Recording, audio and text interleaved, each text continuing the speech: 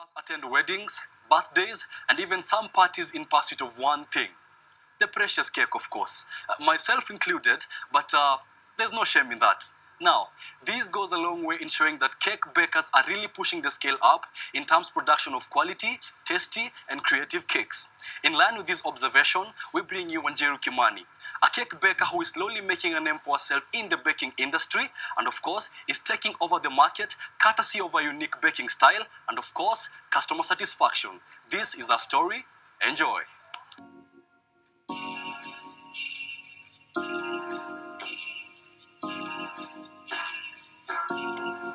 I'm a baker, so I bake for a living. I just cleared campus in 2019, and then I started community development and social work, and then I furthered my studies to do a development studies degree. So back when I was in campus, I used to bake, but I really wasn't so serious about the baking thing. I used to bake for my classmates. I mostly actually used to bake cupcakes. So I used to bake cupcakes and then go sell them in class.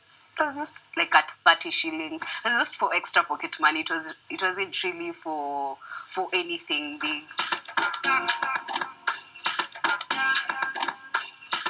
I started baking through YouTube tutorials, but then also there's to a certain extent that YouTube tutorials will never give you the depth. So you need somebody to hold your hand and actually show you these are the places that you get your ingredients and all your basic baking set and all this stuff. So me and my cousin have always been passionate about baking. So what we did, because we couldn't afford to go into a baking school and we were all funding it by ourselves, we paid somebody who bakes for Sarova Stanley.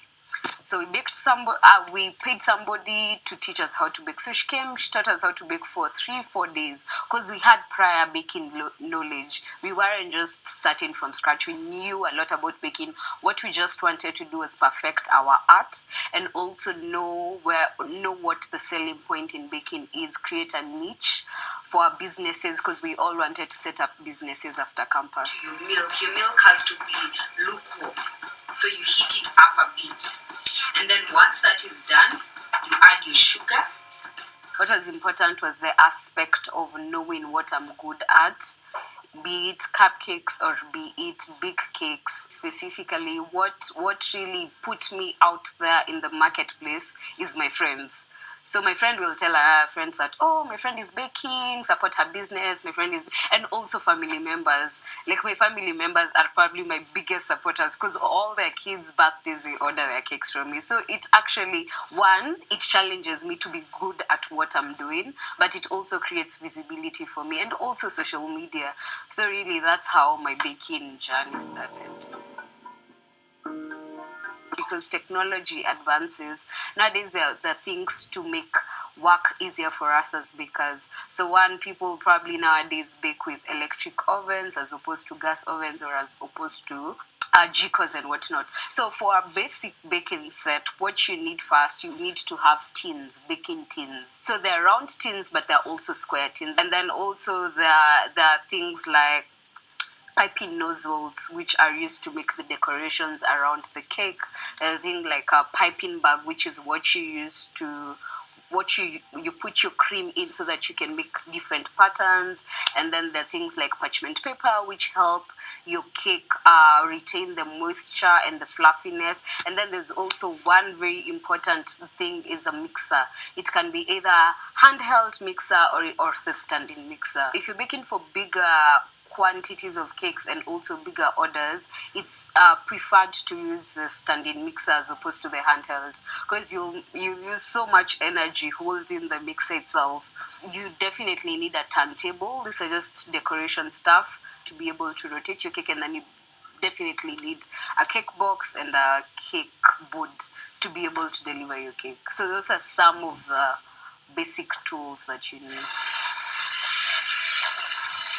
The first step is that you have to preheat your ovens. You can't just put in your cake like that. And then you have to measure all your ingredients that they're precise in grams. and then you kind of like put all the ingredients in different tins, so that when you're doing the mixing, it's way much easier. Let me take you through like something like a sponge cake. So for a sponge cake, my recipe uses eggs, flour, and sugar. So the first thing I do is to whip my eggs and my sugar. So I'll have definitely measured my sugar, and I'll have my number of eggs, and then I'll mix them together, and then I'll beat them with either my stand mixer or my hand mixer. So what will really tell me that my mixture is okay is if it doubles in size. Then now I'll add my flour. So when I'm adding my flour, I'm supposed to mix with my hands, and that is why cleanliness in baking is very important, because you use your hands most of the times. So you're supposed to mix it with your hands when your fingers are wide open. So the important thing to note in a baking tin is that, first of all, you have to coat your baking tin. You have to coat it with a bit of margarine, and then now we talked of the parchment paper, and then now you line it with the parchment paper all over. So once you've lined your tin you've coated your tin first with margarine, and then you've lined it with parchment paper. Now you pour in your if you want to have a flat cake, there's something that we call a bake even strip. So it just helps the cake to rise evenly. So you wet your bake even strip a bit, and then you kind of like place it all around on the outsides of the baking tin. And then the other secret of having flat tops is to bake at a lower temperature. So like for me, bake at 150 as opposed to 180, but then you'll bake for a longer time. Yeah, and then now you wait for like 50 to 60 minutes without opening your oven door.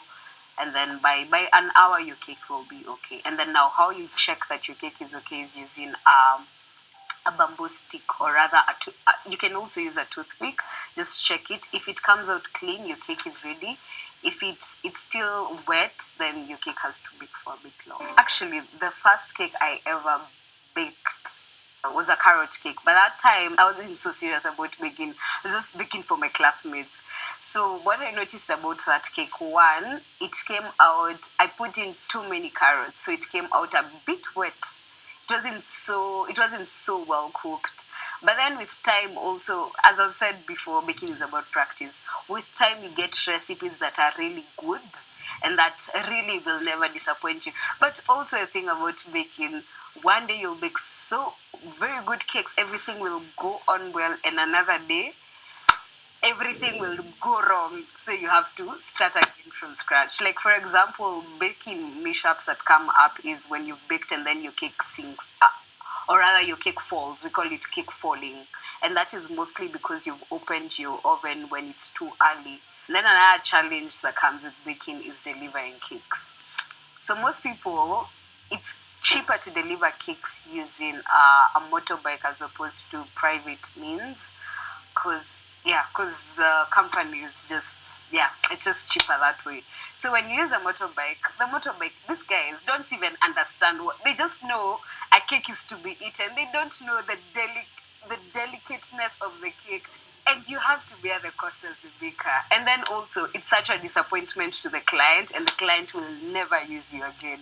So that is like the biggest challenge with baking. If you ever hack how to deliver your cakes, man, you're good with baking. The cake that I baked most, that I felt, this cake, by the way, I've stretched my limit and I love what has come out. It was a Moana cake. So with Moana cakes, you have to do all the figurines. So you have to make everything look like a sea. And also, for most bakers say that fondant work is a bit hard for them, but honestly, I enjoy working with fondant. So that cake for me, because it wasn't just baking the cake, there were so many other tiny details that were involved. Everything has to be edible, and then also because it's children, it has to be something that is very appealing to their eyes. And then also for most kids, they want cartoons. And their cakes are cartoon based, so you have to make sure that the cake has all their characters. Also, there's a simpler way of baking such cakes using an edible photo. It's too different, but also it also depends on the budget of the client. I think the cake that's trending so much is the money cake. I don't know whether you've seen a cake. It's a cake, and then there's like a happy birthday topper, and then once you pull that topper, money comes out of that topper. So it's called a money cake. The reason why it's trending is because, one, honestly, who doesn't like money? Not many bakers know kind of like market that aspect of the baking, creative baking, because we can just bake the normal cakes, vanilla, black forest, sponge cakes, red velvet cakes, and all that stuff, which a money cake is still those cakes. But what makes your cakes go the extra mile? What will make somebody want your cake? So it's just a creative way of kind of like taking the notch higher in the baking industry. So other than baking, I hold baking classes. So, and I hold them just in my home, the group of women, mostly 5 to 6 women because of space and also COVID regulations and all that stuff. So really, I don't just want to retain the knowledge that I have, because I've baked for quite some time. I've been baking since 2017. So I have some experience over the years, and also I'm in baking groups that help me to sharpen my skills. So I've been baking for quite some time, and really what I always want is to pass down that information, and also to pass down the knowledge that it helps another woman to start their own business from the comfort of their home. And the people need to know that we don't have to so much rely on the job market. You can create employment for yourself.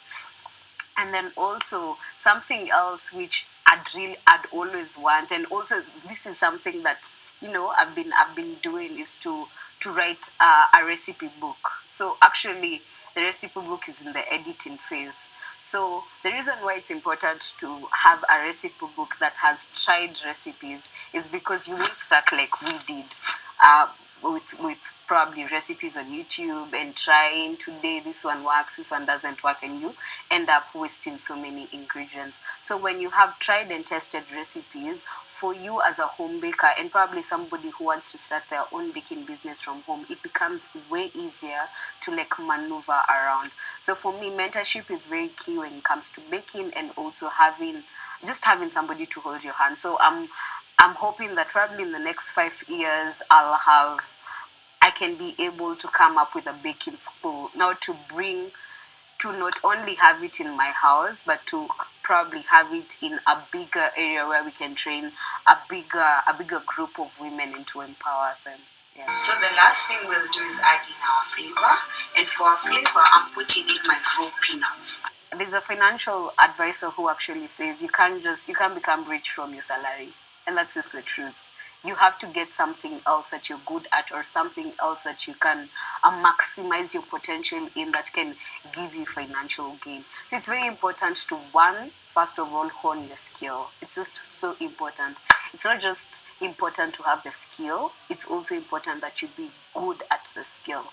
Because what will really make you last in the job market is the goodness, or rather how the quality of your skill. Plus also, I feel it's very important to have a vision board, especially in not just in your business, but also your own personal vision board, which you have your vision goals in. What probably in your business, what goals do you have for the next 1 year, 5 years, or whatever?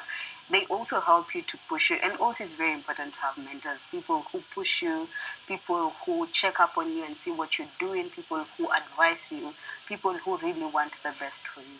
I have social media pages. On Instagram, my page is at Shiibakes254. Shiibakes is SHII, 2 I's. So SHII Bakes254.